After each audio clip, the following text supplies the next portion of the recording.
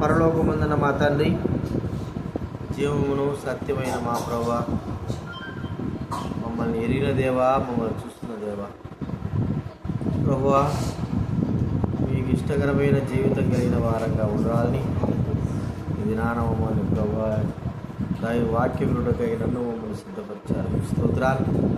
చిన్నపిల్లల పరిచయం జరిగింది. దాసుడు విలేఖేరి జీవితాలంతా కూడా పూర్తిగా సంపూర్ణంగా ప్రభా చెప్పడానికి మీరు చూపిన కృపగా మీకు కృతజ్ఞతలు. దయచేసి మీ చిత్తాన్ని నెరవేర్చమని సహాయం చేయండి. ఇప్పుడు దైవ వాక్యం ద్వారా మాట్లాడిన పాటల ద్వారా మీరు మాట్లాడారు. మీ వాక్యం ద్వారా మాట్లాడడం స్మరణ చేస్తూ కృతజ్ఞతాస్తుతులు చెల్లిస్తాం. ప్రభా మీ పరిపూర్ణ చిత్తానికి అప్పగించుకుంటాం. యేసు ప్రభు నామమున ప్రార్థించి వేడుచున్నాము తండ్రి. దైవ గ్రంథంలో నుండి కొరింథీ రాసిన రెండవ పత్రిక 13వ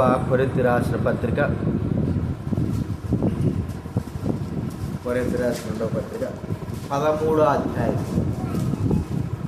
2వ కొరింథీ రాసిన పత్రిక 13వ అధ్యాయము 5వ వచనం మనం అందరం కూడా కలిసి చదువుకుందాం.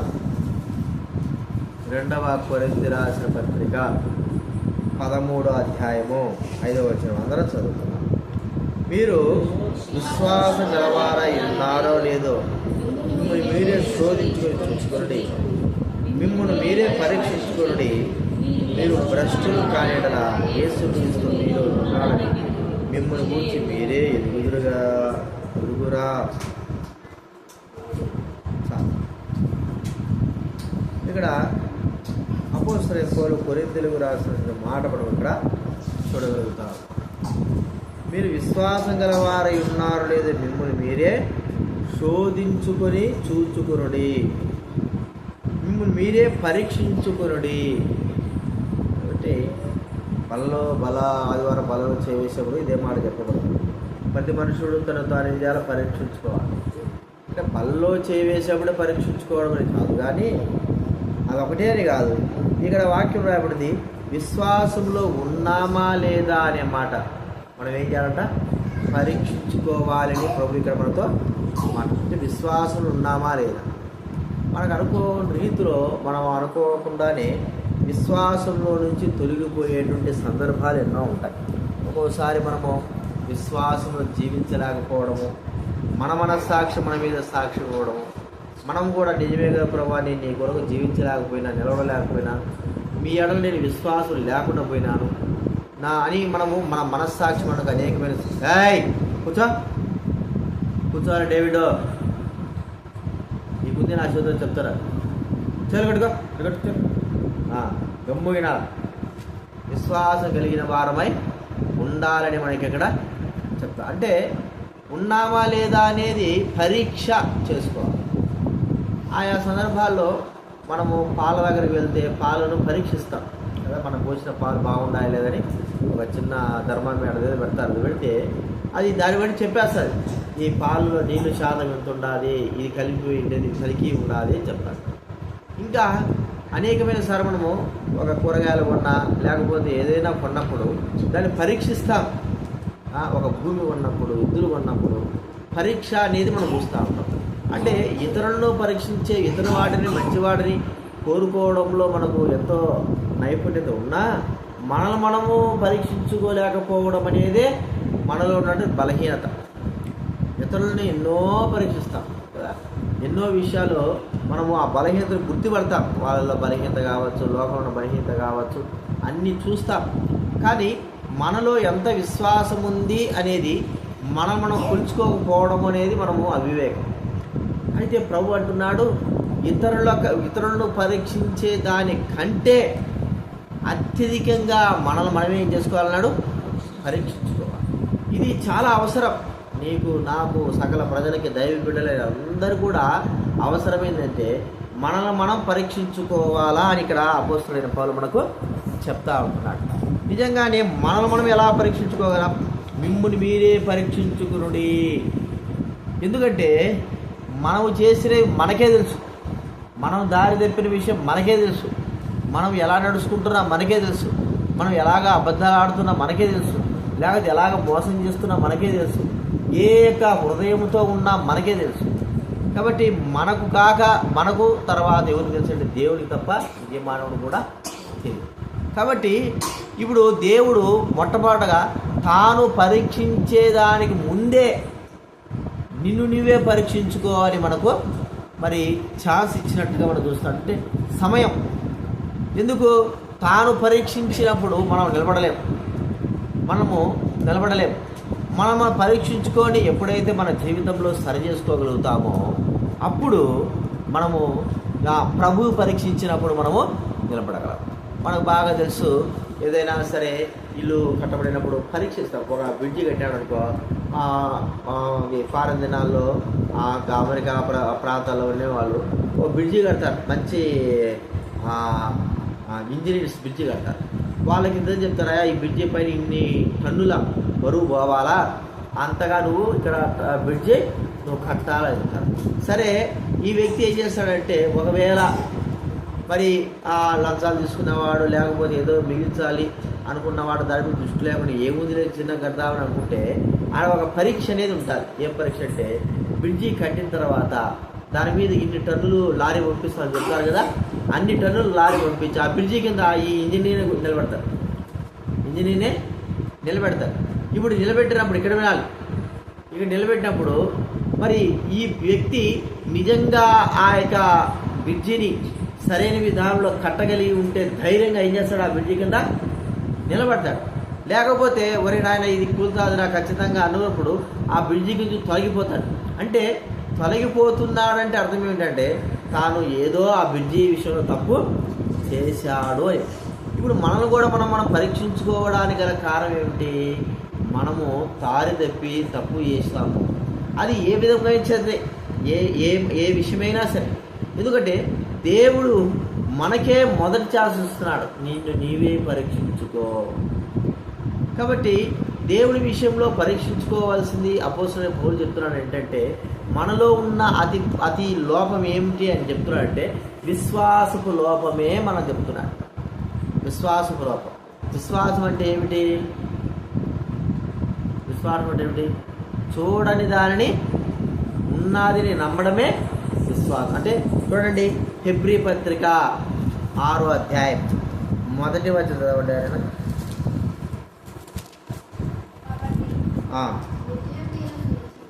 11వ అధ్యాయం 1వ వచనం. 11వ అధ్యాయం 1వ వచనం, క్షమించాలి. 11వ అధ్యాయం హెబ్రీ పత్రిక 11వ అధ్యాయం 1వ వచనం.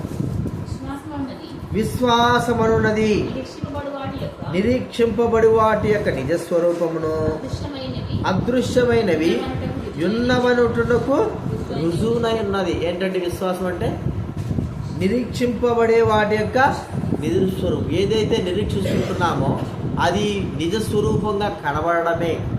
ఇంకేమంటున్నాడు? అదృశ్యమై అంటే కనబడినవి ఉన్నాయి అని నమ్మడమే విశ్వాసం. ఇప్పుడు మనకు జీవితంలో అన్నీ ఉన్నాయి, అన్నీ కనబడుతూనే ఉన్నాయి. కనబడింది ఏంది? మొట్టమొదటిగా అన్నీ కనబడతాయి. కనబడేది ఏంటి? రాళ్ళు, రప్ప, ఫ్యాన్లు, ఈ లైట్లు అన్నీ కనబడతాయి. కనబడింది ఏంది? కనబడేది ఎవరు? దేవుడే కదా. దేవుడు కనబడ. ఇప్పుడు దేని మీద విశ్వాసం చూపించమని అంటున్నాడంటే దేవుడు ఉన్నాడు అనే నమ్మకం పైన విశ్వాసము చూపించాలి. ఇప్పుడు ఎప్పుడైతే ఇలాంటి యొక్క విశ్వాసము మనం కలిగి ఉంటామో అంటే కనబడని ఆ దేవుడు ఉన్నాడు అనేటువంటి విశ్వాసము మనం ఎప్పుడైతే కలిగి జీవిస్తామో అప్పుడు మనలో నిజమైన విశ్వాసం యొక్క జీవిత నడవడిక ప్రారంభమవుతుంది. అర్థమైంది కదా మీకు? ఎప్పుడైతే దేవుడు ఉన్నాడు, కనబడకపోయినా కూడా ఉన్నాడు అని మనం ఎప్పుడైతే నమ్ముతామో అప్పుడు నిజమైన మన విశ్వాసం యొక్క జీవిత నడక ప్రారంభమవుతుంది. అంటే దేవుడు ఉన్నాడు కాబట్టి. ఎందుకు అంటే ఉన్న దేవుడు చూచేవాడు. నీవు మనము ప్రభువును నమ్మిన తర్వాత ఆ ప్రభువుకు ఇష్టకరమైన జీవితం నడుచుకోవడానికి ఉన్న దేవుడు చూస్తున్నాడనేటువంటి నమ్మకము లేదా భయము మనకు కలిగినప్పుడు నిజమైన విశ్వాసంలో మనము నడుస్తాం. ఒకవేళ దేవుడు లేడు అనేటువంటి ఆ తలంపు మనలో ఉంటే ఇక విశ్వాసంతో పని లేదు. దేవుడు మన ఇష్ట ప్రకారంగా జీవించడానికి ఆస్కారం ఉంటారు. అయితే ఇక్కడ మనం చెప్పుకునేది ఏంటంటే, మీలో మీరు పరీక్షించుకోండి, మీ విశ్వాసం ఉందా లేదా అని ప్రభువు చెప్తున్నాడు. పౌలు చెప్తుంటే ఏమిటి విశ్వాసము అంటే, అపోస్తులు అడిగారు ప్రభుతో, ప్రభువా మా విశ్వాసాన్ని ఏం చేయాలా, పెంపొందించు అంటే. చూడండి, మనం అక్కడ మాట చూస్తే మత్తయి సువార్త 17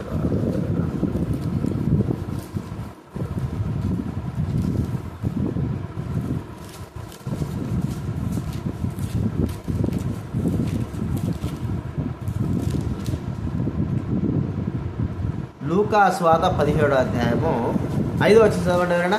లూకా సువార్త 17వ అధ్యాయం 5వ వచనం. అపోస్తలులు మా విశ్వాసము వృద్ధి పొందించుమని ప్రభువుతో చెప్పగా చాలు. మా విశ్వాసాన్ని ఏం చేయమంటున్నారు అపోస్తలులు? వృద్ధి పొందించండి. ఎందుకు వృద్ధి పొందించమంటున్నారు అంటే, వారిలో దేవుణ్ణి తగినంత నమ్మకము వారి హృదయాల్లో లేదు అని వారికి అర్థమైపోయింది. ప్రభుతో పాటు తిరుగుతూనే ఉన్నారు, ప్రభుతో పాటు ఉంటూనే ఉన్నారు, కానీ వారిలో ఆ దేవుడి పైన, యేసుక్రీస్తు పైన దృఢమైన నమ్మక విశ్వాసాలు లేదు అనేది అక్కడ మనకు కనపడతారు. అందుకే వారు అడిగారు, ప్రభువా మరి మా విశ్వాసానికి వృద్ధి పొందించు. ఈ దినాల్లో మనం కూడా ప్రభు యొక్క మార్గాల్లో ప్రభువుని తెలుసుకున్న వారమే, దైవ మందిరానికి వస్తున్న వారమే, దేవుని యెడల విశ్వాసము మన హృదయాల్లో ఉండాలా. మనం కూడా అడగాల, ప్రభువా మరి విశ్వాసపు లోపం, మనము విశ్వాసం కలిగిన వారమై జీవించాల. అయితే తగినంత విశ్వాసములలో లేకపోవడం ప్రభు చూస్తూ ఉంటున్నాడు, ప్రభు గమనిస్తూ ఉంటున్నాడు. ఎందుకంటే ఆయన చూచేవాడు. ఇప్పుడు దేవుడు ఉన్నాడని మనం ఎప్పుడైతే దృఢ నమ్మకం కలిగి ఉంటామో, ఇక ఆయన పైన మనకు దృఢ నమ్మక విశ్వాసము పెరుగుతుంది. దేవుడు లేడు, లేకపోతే ఏదో ఉండాలి అనుకుంటే నమ్మకం ఉండదు, మనలో విశ్వాసం ఉండదు. ప్రభుతో పాటు తిరుగుతున్నంత మాత్రాన వారికి ప్రభు యొక్క విశ్వాసపు లక్షణాలు అపోస్తులకే రాలేదు. వాళ్ళు అడుగుతున్నారు ఏమంటే, వాళ్ళు ఉన్న లోపాన్ని వాళ్ళు గుర్తించినారు. ఏమనంటే, మనకు తెలుసు, మా విశ్వాసాన్ని వృద్ధి పొందించు. కాబట్టి ఇది మనము విశ్వాసం గలవారమై జీవిస్తుంటున్నామా, ప్రభునందు నమ్మకం ఉంచుంటున్నామా, ప్రభు కార్యాలు నమ్ముతుంటున్నామా, అవిశ్వాసం యొక్క స్థితి కలిగి ఉంటున్నామా? ప్రభు ఎక్కడైనా చెప్పేది, ఆయన యేసుక్రీస్తు వారు స్వస్థపరిచే దగ్గర, ఏదైనా గొప్ప కార్యం చేసే దగ్గర ఆయన చెబుతున్న మాట ఏంటంటే, నేను చేస్తానని నువ్వు నమ్ముతున్నావా అని. అంటే నా మీద నీకు అసలు విశ్వాసం ఉందా, నా మీద నీకు నమ్మకం ఉందా అనే మాట. మరి ఆయన అన్ని విషయాల్లో కూడా నన్ను నమ్ముతున్నారా, నేను చేయగలి మీకు నమ్మకం ఉందా అంటే, ఉంది ప్రభువా. వాళ్ళు అలాగ అన్నారు కాబట్టే గుడ్డోడే పొందినాడు, దృష్టి పొందినాడు, కుష్ఠవ్యాధుడు బాగుపడ్డాడు, ఇంకా మరి పక్షవాతముడు బాగుపడ్డాడు. ఇలాగా మరి ఆయన పైన విశ్వాసం ఉన్నప్పుడు, దేవుడి పైన విశ్వాసం ఉన్నప్పుడు, చచ్చిపోయిన లాజరు కూడా ఏమైపోయినాడు చెప్పండి, లేచి వచ్చినాడు. అంటే ప్రభువు చెప్పే మాట ఏంటంటే, నన్ను నమ్మినారు, నేనున్నాను గ్రహించినారు, అదే విధానంలో నేను సకలము చేయగలిగిన నమ్మకము మీ హృదయాల్లో ఉండాలి. ఇది విశ్వాసము మన హృదయాలు అంతరించిపోయింది. దేవుడి బిడ్డలను చెప్పుకుంటున్నామని దేవుడిలో భయభక్తులు లేకపోవడము, విశ్వాసం లేకపోవడము. ఒక మాట చెప్పుకోవాలంటే ఒకటే, విశ్వాసం అనే మాటకు ఒక అర్థం ఏంటంటే, దేవుడు ఉన్నాడు అనే తలంపు మన హృదయాల్లో ఎప్పుడైతే ఉంటారో, అన్ని విషయాల్లో మనము భయభక్తులు కలిగి ఏం చేస్తామో ప్రవర్తిస్తాం. దేవుడు ఉన్నాడనే ఆ తలంపు, లేడు అనే తలంపు మనం ఎప్పుడు ఉంటుందో, ఇక మనం దేవుని విషయంలో భయభక్తులు లేకుండా మన ఇష్ట ప్రకారంగా జీవిస్తాం.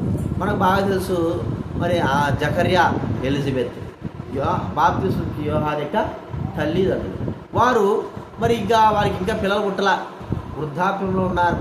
ప్రభుదూత వారికి ప్రత్యక్షం. అంటే ఎలాంటి యొక్క జీవితం కలిగి ఉంటున్నాము ఈ దినాలు అనేది మనం గుర్తుపెట్టుకోవాలి.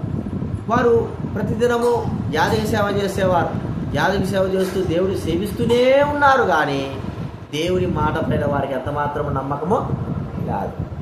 ప్రభు వచ్చాడు, మరి జకర్యా అంటున్నాడు కనబడి దేవదూత, ఆ జకర్యా నీకు కుమారుడు పుడతాడు, నీ భార్య కట్టాది, మరి అతను యోహాను పేరు పెడతావన్నప్పుడు, సరే ప్రభువా నీ చిత్తానుసారంగా మాకు కానీ మీరే మాకు సహాయం చేసేవాడు, ఇన్ని దినాలు బిడ్డలు లేరు, నీ కృప వలన మాకు బిడ్డలు కలుగుతారు అని అల్లా ఏమంటున్నాడు? అవిశ్వాసపు మాట మాట్లాడాడు. చూడండి ఒక మాట ఉంది, లూకా సువార్త 1వ అధ్యాయం తీయాలి. లూకా రాసిన సువార్త 1వ అధ్యాయం.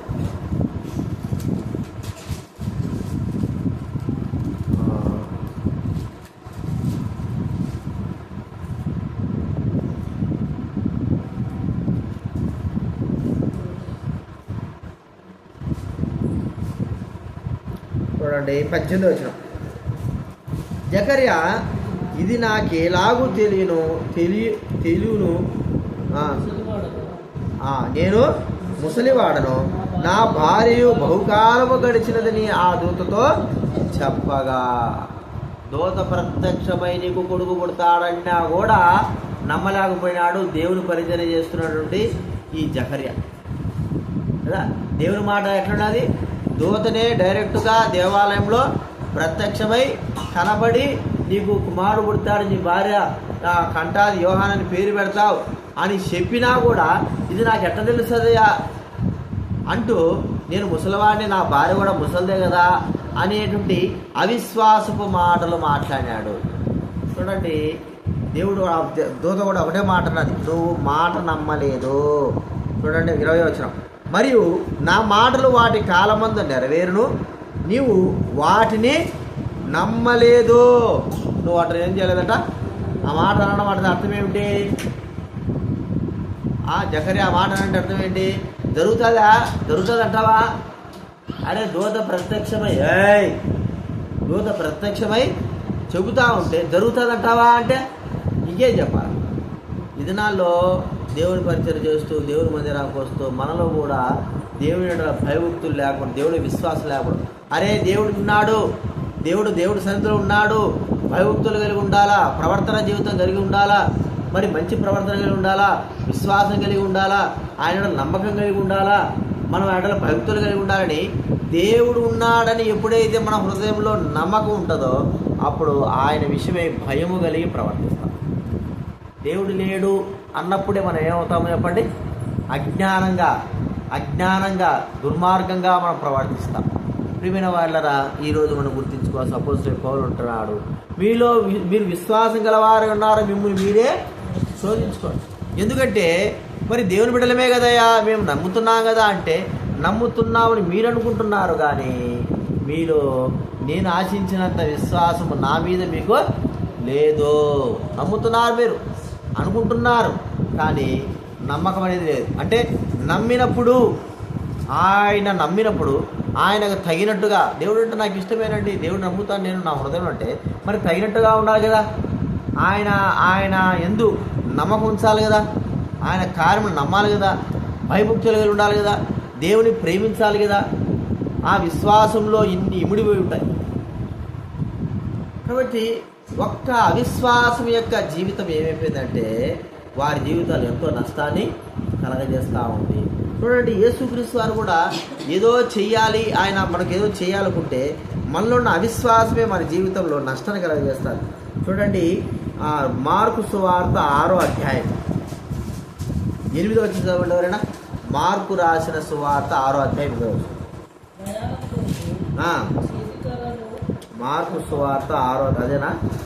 క్షమించ 5వ వచనం నాకు కనపడి 5వ వచనం. అందువలన కొద్దిమంది రోగుల మీద చేతులుంచి వారిని స్వస్థపరచుట తప్ప ఏ అద్భుతమును ఆయన అక్కడ చేయజాలగా పోయిను. ఆయన వారి అవిశ్వాసమునకు ఆశ్చర్యపడెను.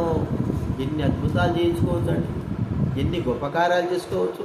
అయితే వారిలో ఏం లేదంటే యేసు ప్రభు పైనే నమ్మకం లేదు. యేసు ప్రభునే నమ్మకం లేకపోతే ఆయన ఎందుకు చేస్తాడు? యేసు ప్రభు పైన నమ్మకం లేదు.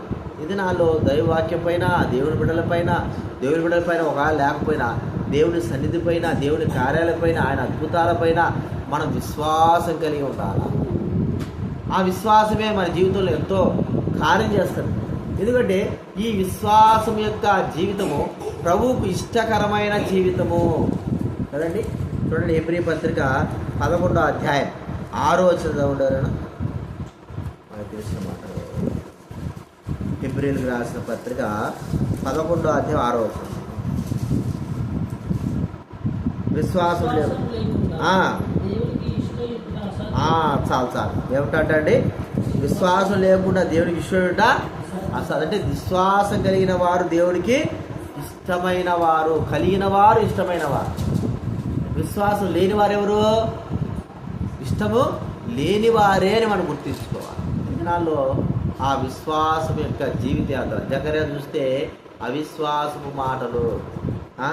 మరి మరియమ్మ మార్త మన జీవితాలు చూస్తే, మార్త మరి లాజరు యొక్క అక్క యేసుప్రభువు చనిపోయిన తర్వాత, ఆయన మరి లాజరు చచ్చిపోయిన తర్వాత, అమ్మ నీ తమ్ముడు లేస్తాడంటే, అయ్యా లేస్తాడు కానీ పునరుద్ధానంలో ఆ వ్యక్తి లేస్తాడు. ఇప్పుడు లేస్తాడమ్మా స్వామి అంటే ఆమె ఏమంటుంది? లేస్తాడు కానీ ఎప్పుడు లేస్తాడు? పునరుద్ధానంలో. అంటే పునరుద్ధానం అంటే ఇప్పుడు అర్థం ఏంటి? భూమి అంతా నాశనం అయిపోయిన తర్వాత యేసుప్రభువు రాకడ వస్తే అది పునరుద్ధానం. భూమి అంతా నాశనం అయిపోయి ప్రభువు వచ్చినప్పుడు ఆయనతో పాటు ఎత్తబడమే పునరుద్ధానం. అప్పుడంట మరి ఇప్పుడు లేస్తాడంటే అప్పుడెప్పుడో చెప్తాడంట. అప్పుడు దానిపైన విశ్వాసం ఇచ్చింది కానీ ఇప్పుడు లేస్తాడన్న దానిపైన ఆమెకు విశ్వాసము లేదు. ప్రభు అన్నాడు, నమ్ముట నీ వల్లైతే నమ్ము అనే సమస్తము ఖచ్చితంగా జరుగుతారు. కాబట్టి విశ్వాసము అనేటువంటి మాట చాలా ప్రాముఖ్యమైనది. ఇది విశ్వాసం జీవితంలో మనము వృద్ధి చేసుకోవలసినటువంటి కార్యం. ఎందుకు విశ్వాసం వృద్ధి చేసుకోవాలని అంటే అందుకే కదా దేవుడి మందిరంలో ప్రార్థన మీటింగ్లు పెట్టేది, ఉపవాస మీటింగ్లు పెట్టేది, దేవుడి కార్యాలు చెప్పేది, మందిరంలో పనిచేయాలని దేవుడి మీద విశ్వాసం సువార్తలు ఎందుకు పెట్టేది? దేవుని ఎడల మనం ఏం కావాలంటున్నాడు? విశ్వాసం పెంచుకోవాలి. ఇంకా విశ్వాసం మన జీవితంలో ఆయన చేసే కార్యాలను గుర్తించుకొని మనము విశ్వాసంతో ముందుకు కొనసాగాలి. విశ్వాసం లేకపోతే ఏమైపోతామంటే నశించిపోతాము. విశ్వాసంలో లేకపోతే భయపడతాము. ఎందుకంటే సాతానుడు మొట్టమొదటగా మన పైన వేసేసే బాణం ఏంటంటే అవిశ్వాసపు బాణం. ఏం బాణం అది? అవిశ్వాసం, అపనమ్మకం. దాన్ని ఇంకో మాట కూడా చెప్పుకోవచ్చు, అపనమ్మకం అని చెప్పుకోవచ్చు. ఈ బాణం వేశాడంటే అవి ఎట్టాటి వాడైనా సరే దేవుడు ఉన్నాడు కానీ ఏం చేయలేడు అంట. దేవుడు ఉన్నాడు కానీ ఏమీ చేయలేడు. దేవుడు మరి ఈ కార్యము చెయ్యగలడా అనేటువంటి నమ్మకం. ఈ కార్యము చెయ్యగలడా? చూడండి, మనం చూస్తూ ఉంటే ఒక మాట శారమ్మను గుర్తిస్తే ఆదికారం 18వ అధ్యాయంలో ప్రభు అంటున్నాడు, వచ్చి ఏమన్నాడు? రేపు వచ్చే ఏటికి నీకేమవుతుంది బిడ్డ? శారా కుమారుడు అంటాడని ఆమె అక్కడ నిలబడే చెప్తాడు ప్రభు. ఆమె ఏమనుకుంటా ఉంది చెప్పండి? నేను ముసలిదాని కదా, నా మూడు ముసలోడు కదా, ఇది జరుగుతుందా అనే మాట ఆయన చెవులకి వినపడింది. ఆమె హృదయంలో అనుకున్నది ఏమన్నది? ఆయన చెవులకి అది వినపడింది. ప్రభు అన్నాడు, మరి నేను ప్రసవించగలని శారా నవ్వలేలా అంటే ఇది నాకు అసాధ్యమనే కదా, నా చేత కాదనే కదా శారా అంటుంది. అంటే అర్థం ఏమిటి? ఆమె హృదయంలో ఇలాంటి అవిశ్వాసము ఉంది అన్నట్లుగా. చూడండి, ఈ దినాల్లో మన జీవితాలు కూడా అలాగే ఉంటుంది. ప్రభు ఎడల నమ్మకము. మరి దేవుడు ఎవరండి? దేవుడి మందిరానికి పోతే ఏమొచ్చు? అక్కడ ఇన్ని ఉంటాయి ఇవి ఉంటాయి అంటే ఎన్ని ఉన్నా మనకు అనవసరం, ఏమన్నా అవసరం. అక్కడ దేవుడు ఉన్నాడు అనేటువంటి విశ్వాసముతోనే మనం ఏం కావాలా? రావాలి. దేవుడున్నాడు అనే విశ్వాసంతో మనము జీవించాలి. అందుకే అలాంటి నమ్మకం ఎప్పుడైతే ఉంటారో మనలో భయపడతారు. ఒరే పాపం దేవుడురా, ఒరే దేవుడికి విరోధంగా నడుచుకుంటురా, ఒరే దేవుడికి ఇష్ట ప్రకారంగా నడుచుకోవాలి. నా జీవితంలో నేను ఎంతో నష్టపోతున్నాను, ప్రభు మందిరానికి వెళ్ళాలా, ప్రభు మందిరంలో ఆయన యొక్క ఆశీర్వాదాలు పొందాలా అనేటువంటి ఆలోచన భయము కలిగి ఉంటాం. లేకపోతే మన ఇష్టానుసారంగా మనం ఏం చేస్తామో జీవిస్తూ ఉంటాం.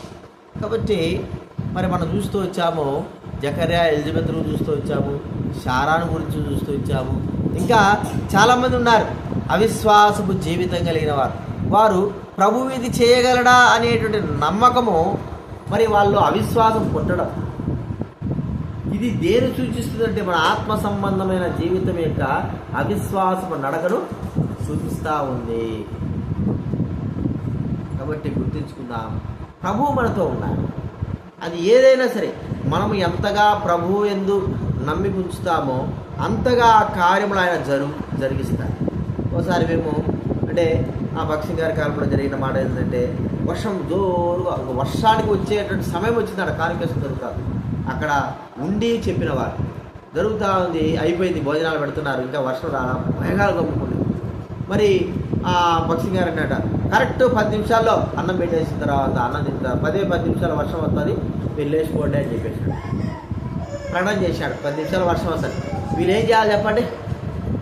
చక తినేయాల. ఏముంది 10 నిమిషాలు వస్తుందా అనేలాకెలా 10 నిమిషాలు కుంభవర్షం పడేదట. ఆ మాటలు ఇప్పుడు ఇస్లాం ఎట్టెత్తుకుపోతారు, ఇప్పుడంటే ప్లాస్టిక్లో పట్టుకోవద్దు. అప్పుడు ఎట్లుంటాయి చెప్పండి? అవి ఆకులు లేదా ఇరిగిపోయేటి, అరచేయి పెట్టుకున్నా కూడా ఇరిగిపోతాయి. కిందనే పెట్టాలి, లేకపోతే ప్లేటే పెట్టుకోవాలి. ఆ మాటలు చెప్పాడు 10 నిమిషాల్లో వర్షం వస్తుంది, కుంభవర్షం వస్తుంది అని. అన్నం తిన్నారు వీళ్ళు 10 నిమిషాలు. కొంతమంది అవిశ్వాసం ఉంటారు కదా, ఏమొస్తుంది అప్పుడే వస్తుందా, అప్పటికప్పుడు తెలిసిపోతామా. నిజంగానే వర్షం వచ్చేసి ఒకసారి మా జీవితంలో కూడా నేను పెదనందిపాడు, అది కొండపాడు అనే ఒక స్థలం చేస్తుంటే పెదనందిపాడు అప్పుడే నేను దాసుడు దైవదాసుడు జానన్న అని ఆయన స్వార్థ పిలిచాడు. స్వార్థ పిలిస్తే ఆదివారం సాయంత్రం అనుకుంటాను. అప్పుడు వర్షాలు పడుతున్నాయి, చిన్నగా వర్షాలు పడుతున్నాయి. నేనేం చేశాను అంటే వెళ్ళి అడిపోయి కూర్చోంట. అందరికంటే ముందు వెళ్తా ఎప్పటికంటే సువార్త మళ్ళీ అప్పటికప్పుడు మనకి ఎందుకులే, వర్షం వచ్చినా కష్టం. వెళ్ళిన తర్వాత ఆడ కూర్చుంటే అన్నీ రెడీ చేస్తున్నాడు. చిన్నగా పొలదొల్లు పడుతున్న వర్షం. మైకులు ఏమి ఉన్నాయి, రిక్షా మీద పెట్టుకున్నాడు, అన్నీ ఉన్నాయి. వర్షం పడతారు, ఎవరు రావడాలి మనిషి ఎట్లా రాడైనా వర్షం పడతాడంటే నేను ఒక ప్లాన్ చేసిన, అన్నా మా మైకుల పైన వాటిపైన పట్టాగా పేసాయి, నేను మైక్ పట్టుకుంటా, గొడుగు పట్టుకుంటా, నువ్వు సైకిల్ తోలు, ఇద్దరం పొలం. నిజంగా వర్షం వస్తుంది కదా అన్న, వర్షం తగ్గేంత వరకు ఉండేది. అది చిన్నగా అంటే పడ్డాడు. మనం ఏమనుమానం వస్తుంది, పడతాది రాయికి అనుకుంటాం, పడ్డట్టు ఉంటుంది. అంటే నడుస్తామా లేదా అన్నట్టుగా దేవుడు పరీక్ష. నేను గొడుగు పట్టుకుంటా, మైక్ పట్టుకుంటా, నేను పాట పాడుతూ అంటాను, నువ్వు సైకిల్ తోలుకుంటావా, గొడుగు వేసుకోమా అని పట్టా కప్పేసినాము, సైకిల్కి రిక్షా కింద ఇచ్చినాము. ఇక నేను గొడుగు పట్టుకున్నాను, నాకేం దర్శనం, పాట పాడుతూ పోతా అంటాను. ఆయన గొడుగు పట్టుకున్నాడు, రిక్షా అదుకుంటా అంతే. బయటకు వచ్చేలాగల వర్షం ఏమైపోయింది, అయిపోయింది. మనుషులు రానే వచ్చారు, ప్రజలు కూడా. అంటే నమ్మకము అనేది మనలో ఒక్కోసారి ఉండాలి. ప్రభు ఈ కార్యము చెయ్యగలడు, ఆయన చేస్తాడు. ఇదే మన హృదయాల్లో ప్రభువు చూసేది. ఈ కార్యము అత్యధికం కావాలి.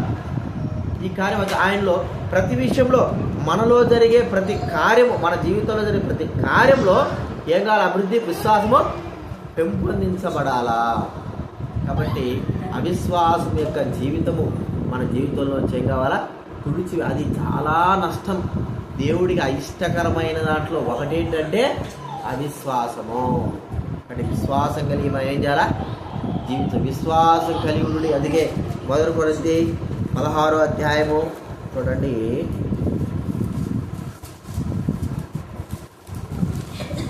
16వ అధ్యాయము 13వ వచనం చదవండి ఎవరైనా. 1 కొరింథీ 16:13. విశ్వాసమందు ఎట్లుంటున్నాడు అంటున్నాడు? నిలబడాల. విశ్వాసమందు మనకు కనబడవు కానీ నిలబడాలి. అది మనం గుర్తించాల్సిన విషయం. కాబట్టి అవిశ్వాసం యొక్క జీవితమే పాప సంబంధమైన జీవితము, దేవుడికి బాధ కలిగించేటువంటి జీవితం. మనం నమ్ముదామా ప్రభువుని? ప్రభు ఉన్నాడు, మన దయచేస్తాడు అని నమ్మినప్పుడు భయభక్తులు కలిగి జీవిస్తాం, భక్తి కలిగి జీవిస్తాం. లేకపోతే మన ఇష్ట ప్రకారం జీవిస్తాం. ఎందుకంటే దేవుడు లేడు కదా, అవిశ్వాసం ఉంది. ఇక మన ఇష్టం వచ్చాడు జీవించవచ్చు. దేవుడు లేడు కదా, అవిశ్వాసం ఉంది. భయభక్తులు లేకుండా, భయం లేకుండా పెరగచ్చు.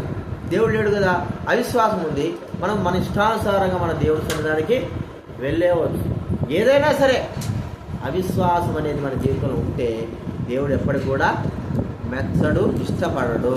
కాబట్టి విశ్వాసం కలిగి మన జీవితాన్ని ప్రభు కొరకు అర్పించుకొని ప్రభు యొక్క సేవా జీవితంలో ఆయన యేసుక్రీస్తు వారు ఎట్లయితే విశ్వాసం పొందాడు, భక్తులైన వారు ఎలాగైతే ప్రభువుని నమ్మారో అలాంటి యొక్క నమ్మకం కదా. అపోస్తలుడైన పౌలు అంటాడు, ఏమంటాడు మరి అపోస్తలులకు 28వ అధ్యాయంలో చెప్తాడు, అయ్యా మీరేం భయపడద్దు, తుఫాను వస్తూ ఉంది, ఓడ కొట్టుకోబోతూ ఉంది, చాలా భయంకరంగా ఉంది, 2-3 రోజులైంది, ఎన్ని రోజులైందో సూర్యుడే కనపడడం లేదు, ఆహారం లేదు, ఉన్న ఆ యొక్క జొన్నలు గిన్నెలు అన్ని ఆహారాలు ఏం చేశారు, ఓడ తిరిగి ఇవ్వడానికి సముద్రంలో పడేశారు. ఇక చచ్చిపోతాం, వాళ్ళ హృదయాలు అయిపోయింది, ఏమిటైంది ఇక సావడమే మనకు గతి అనుకున్నాడు. వాళ్ళందరూ అనుకుంటా ఉన్నారు. అయితే అపోస్తలుడైన పౌలు ఉండి, అయ్యా మీరేం భయపడాల్సిన అవసరం లేదు, మన ఎవడు ఒక్కడు కూడా రావడు, ఒక్క ఎంట్రుకు కూడా రాలదు, నాకు దేవుడు చెప్పినాడు కాబట్టి నేను నమ్ముతున్నాను అన్నాడు. అది నమ్మకం.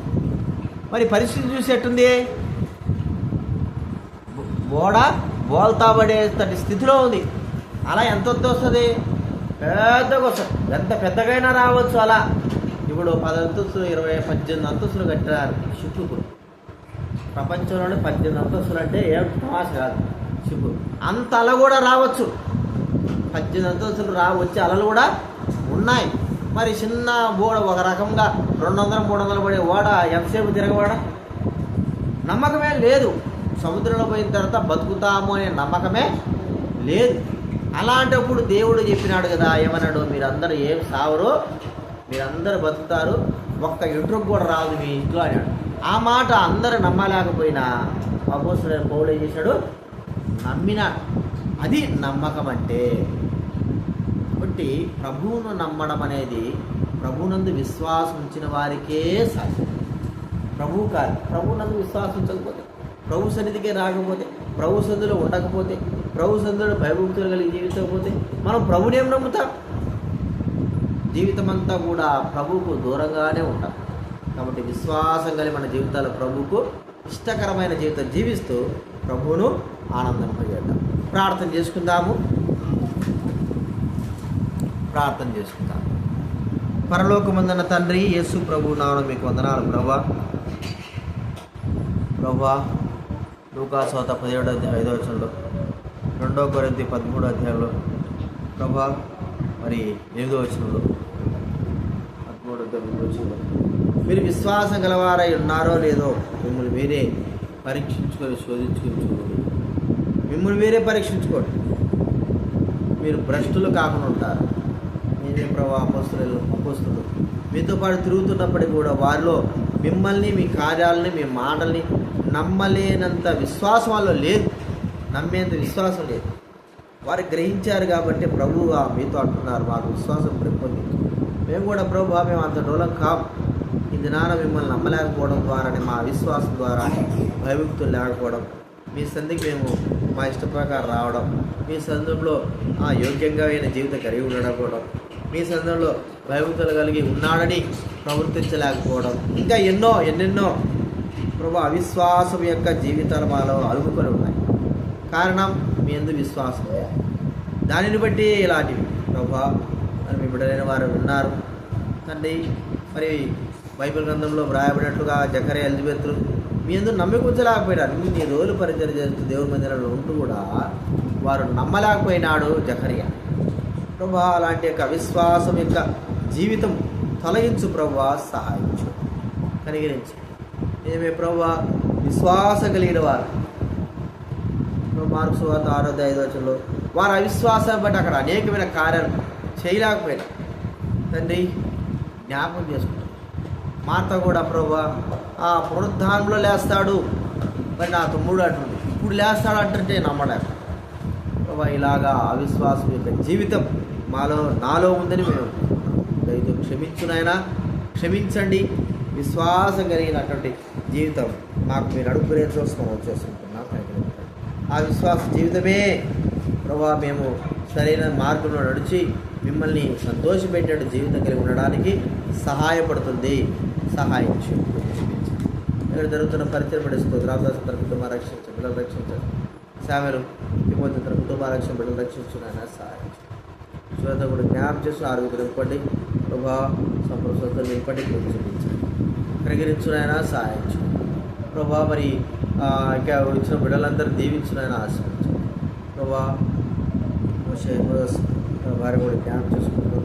ప్రభా మరి సునీతగా దుర్గేశ్వరి జ్ఞానం చేసుకుంటున్నాం. బిడ్డలు దీవించాల్సి రక్షించునైనా కనిగ్రహం చూసుకున్నాం. కొత్త వారు కూడా రావాలి ప్రభా.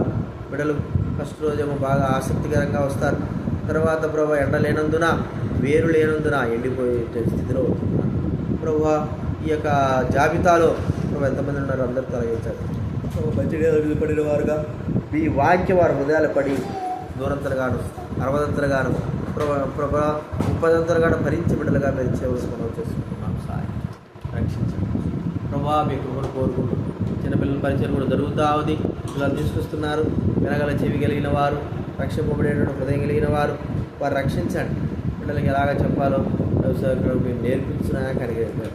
పదలు పాటలు చక్కటి పాటలు ప్రభా అవన్నీ కూడా ప్రభావాలకు కంఠోపాఠంగా ఉండడానికి కూడా అనుగ్రహించిన సహాయం ప్రభా.